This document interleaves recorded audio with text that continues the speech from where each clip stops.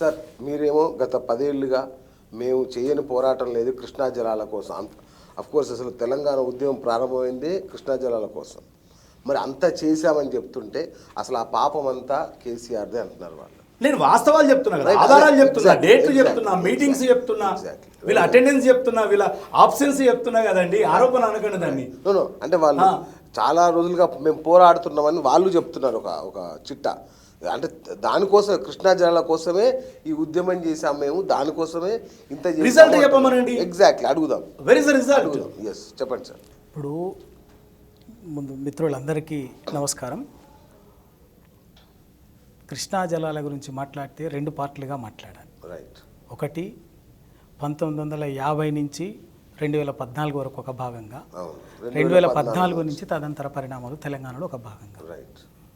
ఈ 2014 నుంచి ఒక్కటే మాట్లాడితే సరే ఇవాళ ఏం జరిగింది ఏందన్నది ఒక అంచనాకు వస్తుంది. కానీ ఈ మొత్తంగా మాట్లాడితే, అంతకుముందు మాట్లాడితే ఈ తెలంగాణకి అవసరం ఎందుకు వచ్చింది, ఈ పరిస్థితి ఎందుకు వచ్చింది, ఈ దుస్థితి ఎందుకు వచ్చింది అన్నది తెలియాలి. కానీ కొంత చరిత్ర కూడా తెలియాల్సినటువంటి అవసరం ఉంది. ఎందుకంటే ఇవాళ ఇదొక్కటే మాట్లాడుకొని ఇవాళ ఒక ఎందుకంటే దీని కంక్లూజన్కి వచ్చి ఇంకోటి వచ్చేసేస్తుంది. పూర్వాపరాలు మాట్లాడకుండా చరిత్రను తెలుసుకోకుండా పై విషయాలను మాట్లాడినట్టు అవుతుంది. ఆ రోజు నుంచి ఉమ్మడి ఆంధ్రప్రదేశ్ ఏర్పడిన రోజు నుంచి మళ్ళీ తెలంగాణ విడిపోయేంత వరకు ప్రతి సందర్భంలో కూడా కృష్ణానది జలాల పంపకం విషయంలో తెలంగాణ పట్ల కాంగ్రెస్ పార్టీ మోసపూరితంగానే వ్యవహరించింది.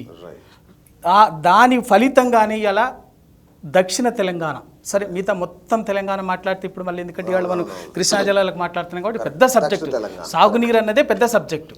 కృష్ణా జలాలకు మాట్లాడితే ఆ రోజు నందికొండ ప్రాజెక్ట్ నుంచి కానీ అప్పర్ కృష్ణా ప్రాజెక్టు అవన్నీ కూడా పోయి ఇవాళ శ్రీశైలం వచ్చి, నాగార్జున సాగర్ వచ్చి, వచ్చి ఎస్ఎల్బీసీ అవి ఇవన్నీ వచ్చి కూడా వాళ్ళు వచ్చి నేను చూడండి. ప్రతి సందర్భంలో కూడా తెలంగాణ పట్ల మోసపూరితంగా దుర్మార్గంగా తెలంగాణ గొంతు కోసేటట్టుగానే కాంగ్రెస్ విధానాలు, కాంగ్రెస్ ఉమ్మడి ఆంధ్ర పాలకులు అప్పుడు ఇక్కడ ఉన్నటువంటి వాళ్ళు కూడా దాన్ని నిలువరించడం కానీ చెప్తున్నా. ఉమ్మడి ఆంధ్రప్రదేశ్ ఇప్పుడు ఎందుకు అంటే ఇవాళ అటు తెలంగాణకు సంబంధించినటువంటి ఏ ఒక్క ప్రాజెక్టు కృష్ణానది మీద రావాల్సినటువంటి 60 ఏళ్ళుగా పూర్తి కాకపోగా ప్రతిదీ ఏదో ఒక కారణంగా డిస్ప్యూట్ చేసి పెట్టింది. అదే శ్రీశైలం ప్రాజెక్టులో ఎస్ఆర్బీసీ పూర్తవుతుంది, ఎస్ఎల్బీసీ 4 దశాబ్దాలుగా పూర్తి కాదు.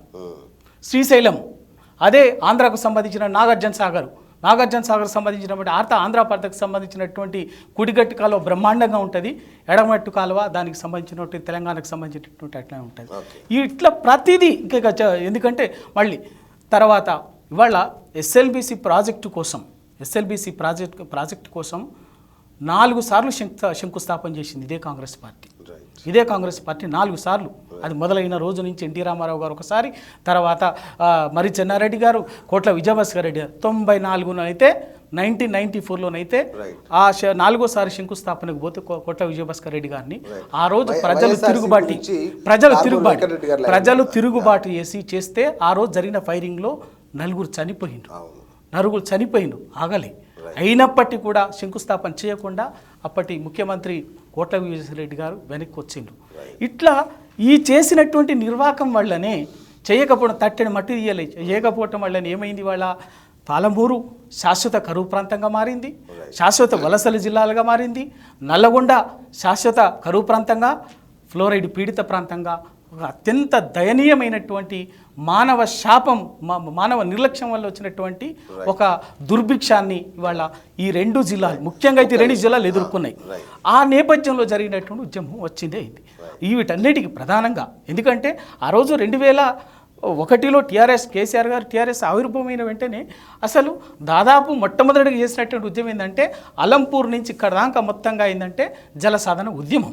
హైదరాబాద్లో ఇదే జింకానా గ్రౌండ్స్లో దాదాపు లక్షలాది మందితో పెద్ద మీటింగ్ పెట్టి నీటి వాటా కోసము ప్లస్ దేశంలో ఉన్నటువంటి అన్ని అప్పటి దేవేగౌడ గారితో సహా అందరి ప్రతిపక్షంలో ఉన్నటువంటి నాయకులందరినీ కూడా పిలిచి ఒక తీసుకురావటము అదొక చరిత్ర. తర్వాత ఇవాళ 2000 ఇప్పుడు మనం జరుగుతున్నటువంటి ఇప్పుడు కాంటెక్స్ట్, ఈ కాంటెంపరీ సందర్భంలో జరుగుతున్నటువంటి చర్చకు పునాది ఏంటంటే ఆంధ్రప్రదేశ్ రాష్ట్ర పునర్విభజన చట్టం. ఆ పునర్విభజన చట్టంలో పొందుపరిచినటువంటిదే దీనికి వాళ్ళ ఇంతటికి కారణం ఏంటి?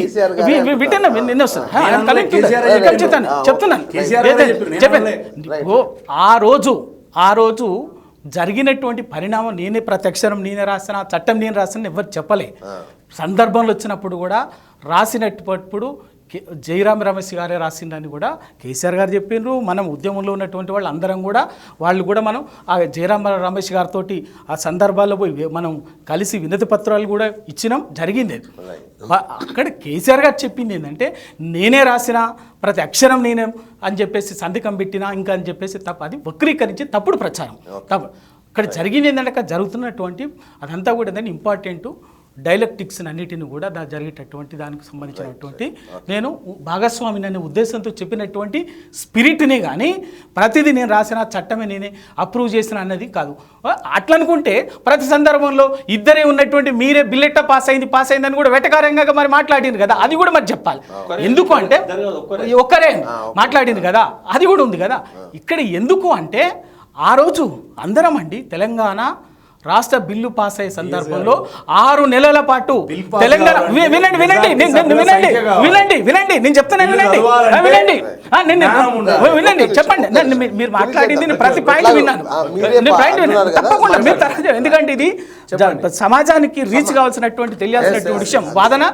ఎందుకు అంటే ఆ రోజు ఎప్పుడైతే బిల్లు ప్రవేశపెట్టే సందర్భం మొదలైందో ఒక 6 నెలల పాటు సెప్టెంబర్ నుంచి ఇది 2013 సెప్టెంబర్ దాదాపు ఆగస్టు సెప్టెంబర్ నుంచి 2014 ఫిబ్రవరి 20వ తారీఖు అంటే పార్లమెంట్లో బిల్లు పాస్ అయ్యేంత వరకు, అంటే రాజ్యసభలో 20 నాడు పాస్ అయింది, లోక్సభలో 18 నాడు పాస్ అయింది, ఒకరోజు గ్యాప్ తోటి.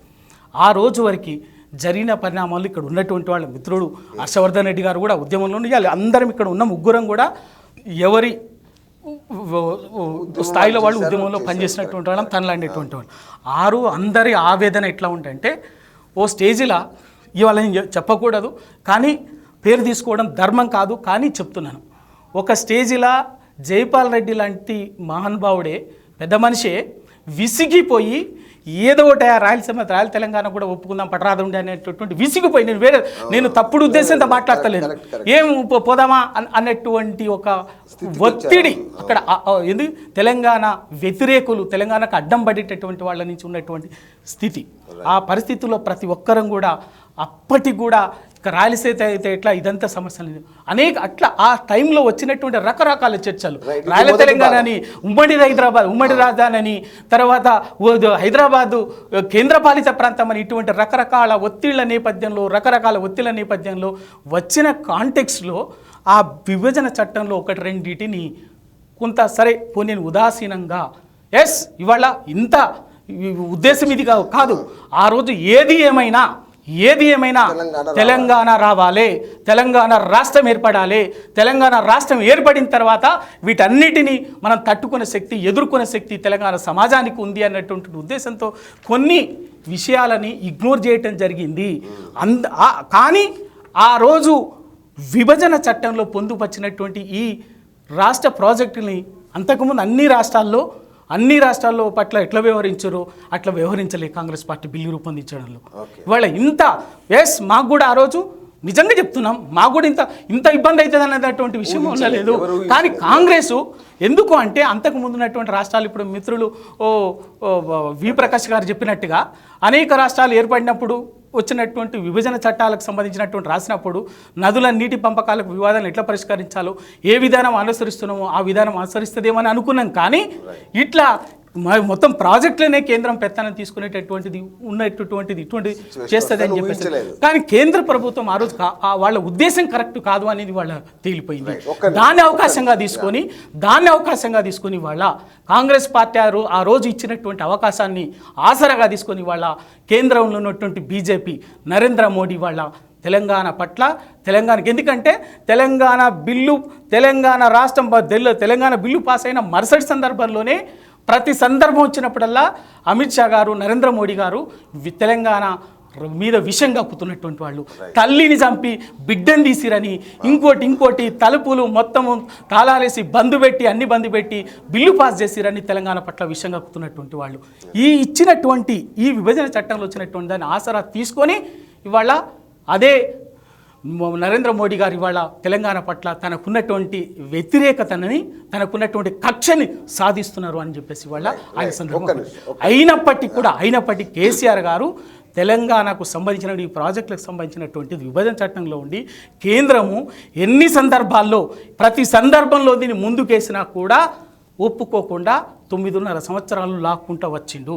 9.5 సంవత్సరాలు ఎంత చేసినా కూడా వచ్చేసిండు. ఒకటి ముందు అదే ఒప్పుకోవాలంటే నదీ జలాల్లో మాకు మా వాటాని తేల్చండి, తేల్చిన తర్వాత మాత్రం మేము ఒప్పుకుంటామని చెప్పేసి చెప్పిండే తప్ప ఎక్కడ కూడా రాజీ పడలేదు.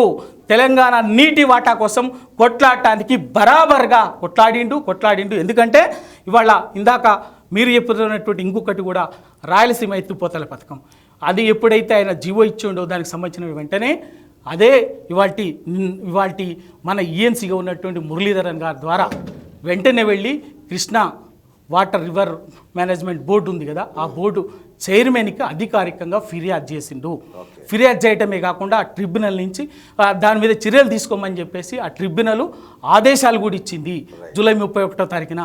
ఆ ఆదేశాలు ఇచ్చిన తర్వాత కూడా ఆపమని చెప్పేసి ఇచ్చిన తర్వాత కూడా అదే ప్రభుత్వం ఆపకపోతే మనం రాష్ట్ర ప్రభుత్వము ఆ వెంటనే సుప్రీంకోర్టుకు కూడా పోయింది. 2020 వెంటనే సుప్రీంకోర్టుకు పోయింది. ఆ సుప్రీంకోర్టుకు సంబంధించినటువంటి పిటిషన్ విచారణ కూడా ఎప్పుడో కాదు, 2020 ఆగస్టు 5వ తేదీన విచారణ జరిగింది. పెండింగ్ పెడుతూ వచ్చింది సుప్రీంకోర్టు. ఇప్పటికీ సుప్రీంకోర్టులో మిగతా దానికి లింకు చేయటం వల్ల అది రాలేదు. అది తప్ప ఇవాళ ఇప్పటి వరకు దుష్ప్రచారం చేయడము, తప్పుడు ప్రచారం చేయడం ద్వారా తప్ప ఎట్టి పరిస్థితుల్లో దాన్ని కృష్ణా జలాల వాటా తేలేంత వరకు నాట్ ఓన్లీ కృష్ణ, మొత్తం తెలంగాణకు సంబంధించినటువంటి నదీ జలాల్లో తెలంగాణ వాటా తేలేంత వరకు ప్రాజెక్టులకు సంబంధించి విభజన చట్టం ఉన్నా ఏమున్నా కూడా లేదే అని చెప్పేసి చెప్పింది. అడ్డుకున్నది నిజం. రేపు భవిష్యత్తులో కూడా అదే జరుగుతుంది. ఎటువంటి పరిస్థితి ఇక్కడ ఒక్క మాట ముగిస్తుంది, ఎందుకంటే కంక్లూడ్ చేయాలి కదా. ఇక్కడ జరుగుతున్నటువంటి క్రమంలో మొన్న జరిగినటువంటి సమావేశంలో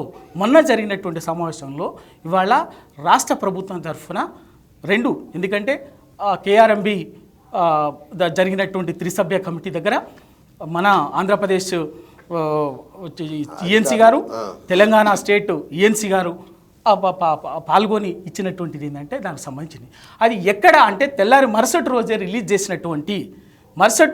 చేసినటువంటి కేంద్ర ప్రభుత్వం అధికారికంగా అది విడుదల చేసినటువంటి మినిట్స్లో చాలా స్పష్టంగా పేర్కొన్నది. మరి ఒకవేళ నిజంగా మీరే అది ఇవ్వకపోతే ఎట్లా జరిగింది అది తప్పు కదా. అదే కదా ఆధారం. ఇవాళ కేంద్ర ప్రభుత్వం అధికారికంగా విడుదల చేసినటువంటి మినిట్స్ తప్పని ఎట్లా అంటాము. రైట్.